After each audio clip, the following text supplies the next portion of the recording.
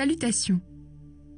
Moi, Paul, avec Silas et Timothée, j'écris à l'église de Thessalonique qui appartient à Dieu notre Père et au Seigneur Jésus-Christ. Que Dieu le Père et le Seigneur Jésus-Christ vous bénissent et vous donnent la paix. Le Seigneur viendra pour juger le monde. Frères et sœurs chrétiens, nous devons sans cesse remercier Dieu pour vous. Cela est juste, parce que votre foi fait de grands progrès et l'amour que chacun de vous a pour les autres grandit de plus en plus. C'est pourquoi nous disons aux autres églises de Dieu combien nous sommes fiers de vous. En effet, vous restez fidèles et vous gardez la foi, malgré les souffrances et les difficultés que vous connaissez. Ces souffrances montrent que Dieu juge avec justice. En effet, elles vous rendront dignes du royaume de Dieu pour lequel vous souffrez. Oui, Dieu fera ce qui est juste. Il fera souffrir ceux qui vous font souffrir. À vous qui souffrez, Dieu vous donnera le repos avec nous quand le Seigneur Jésus apparaîtra. Il viendra du ciel avec ses anges puissants au milieu d'un grand feu, et il punira ceux qui ne connaissent pas Dieu et qui n'obéissent pas à la bonne nouvelle de notre Seigneur Jésus. Voilà la punition pour ces gens-là. Ils seront détruits pour toujours, loin du Seigneur et loin de sa puissance glorieuse. Ceci se passera le jour où le Seigneur viendra. Alors ceux qui lui appartiennent lui rendront gloire. Tous ceux qui croient en lui l'admireront. Vous serez parmi eux, parce que vous avez cru au témoignage que nous vous avons donné. C'est pourquoi nous prions sans cesse pour vous.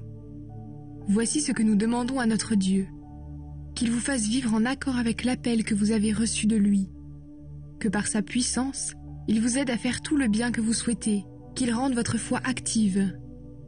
De cette façon, grâce à vous, le nom de notre Seigneur Jésus recevra de la gloire, et lui aussi vous donnera de la gloire. Tout cela est un don de notre Dieu et du Seigneur Jésus-Christ. Ce qui arrivera avant la venue du Seigneur. Frères et sœurs, notre Seigneur Jésus-Christ va venir, et nous serons rassemblés auprès de lui. À ce sujet, voici ce que nous vous demandons. Si quelqu'un vous dit que le jour du Seigneur est arrivé, n'allez pas perdre la tête trop vite. Ne vous laissez pas effrayer. On peut vous donner cette nouvelle comme une parole qui vient de Dieu, ou bien comme une parole ou une lettre qui vient de nous.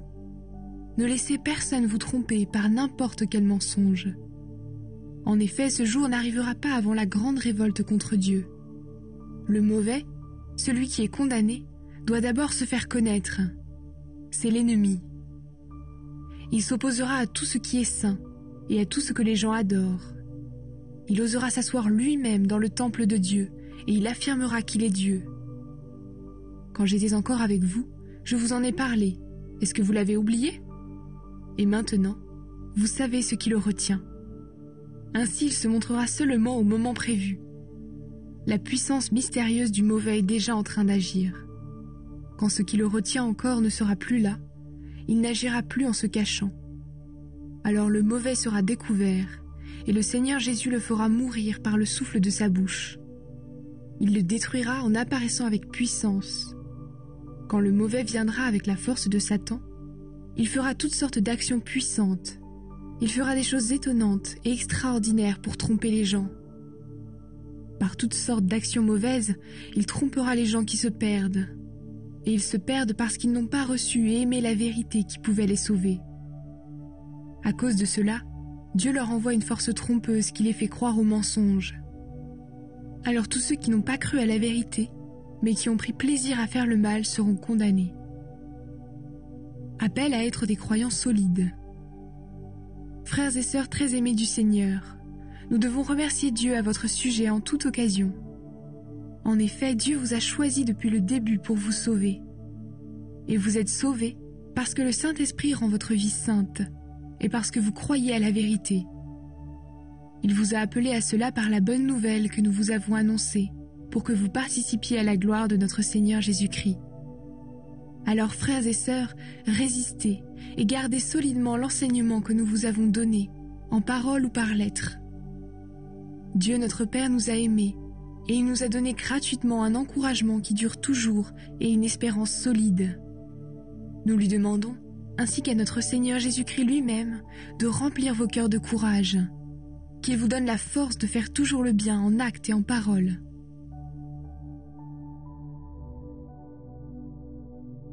Appel à prier pour Paul. Enfin, frères et sœurs, priez pour nous. Demandez que la parole du Seigneur se répande rapidement et qu'on l'honore partout, comme on le fait chez vous. Priez aussi pour que nous soyons libérés des gens mauvais et méchants. En effet, tout le monde ne croit pas en Dieu. Mais le Seigneur est fidèle, il vous rendra fort et il vous protégera contre le mauvais. Le Seigneur nous donne confiance à votre sujet. Nous sommes sûrs d'une chose, vous suivez les conseils que nous vous donnons et vous continuerez à les suivre. Que le Seigneur dirige vos cœurs. Alors vous aimerez Dieu et vous serez patients comme le Christ. Appel à travailler comme Paul. Frères et sœurs, nous vous donnons cet ordre au nom du Seigneur Jésus-Christ. N'allez pas avec les chrétiens qui sont paresseux et qui ne suivent pas l'enseignement reçu de nous. Vous savez bien comment faire pour suivre notre exemple. Chez vous, nous n'avons pas vécu comme des paresseux. Nous n'avons demandé à personne la nourriture que nous avons mangée. Mais nous avons travaillé durement et nous nous sommes fatigués nuit et jour. Nous avons travaillé pour ne rien vous coûter. Bien sûr, nous avions le droit de recevoir votre aide, mais nous avons voulu être pour vous un exemple à imiter. En effet, quand nous étions chez vous, nous vous avons donné ce conseil. Celui qui ne veut pas travailler, qu'il ne mange pas non plus. Pourtant, nous entendons dire ceci. Parmi vous, certains sont paresseux, ils ne font rien, mais ils se mêlent des affaires des autres. À ces gens-là, nous donnons ce conseil, ou plutôt cet ordre, au nom du Seigneur Jésus-Christ. Travaillez dans le calme pour gagner vous-même votre nourriture.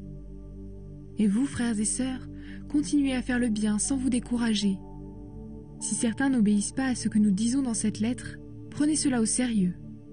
N'allez plus avec eux pour qu'ils aient honte, mais ne les traitez pas comme des ennemis. Donnez-leur des conseils comme à des chrétiens. Salutation finale. Que le Seigneur de la paix vous donne lui-même la paix, toujours et en toute occasion. Que le Seigneur soit avec vous tous. La salutation est de ma main à moi, Paul. Voilà comment je signe toutes mes lettres, c'est mon écriture. Que l'amour de notre Seigneur Jésus-Christ soit avec vous tous.